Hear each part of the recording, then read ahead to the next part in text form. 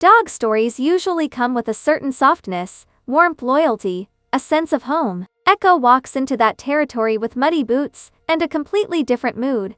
The bond between man and dog is anything but comforting. It is fierce, unsettling, and strangely moving. The film opens in Wayanad's Hills, the kind of place where mist just sits on the roads and refuses to leave. It immediately sets the tone. This is not a place where people come looking for peace. This is a place where people hide, watch, and wait. At the center of that silence is Kriachin, a man you hear about long before you see him. Half the thrill of Echo is how Dingjith keeps peeling back layers of this man. Some call him an outlaw, some say he is a protector. Everyone agrees he loves dogs more than people.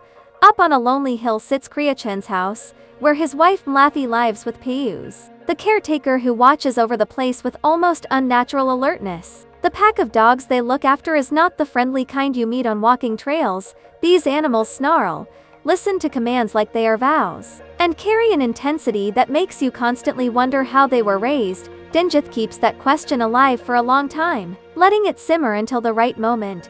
A number of people are hunting for him, but no one clearly says why. It's almost like the film wants you to feel the same frustration the characters feel. You know something is off, but the story refuses to spill too much too early. And honestly, that is the charm of Echo.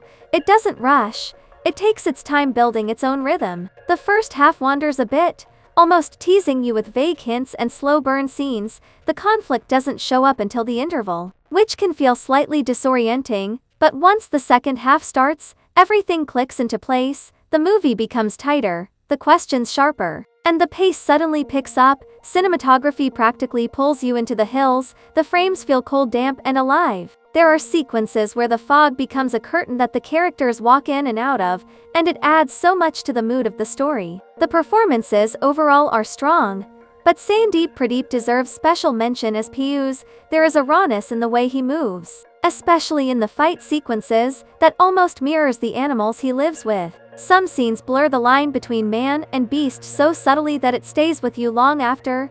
Echo ultimately tries to say is quite simple. There is a difference between guarding someone and trapping them.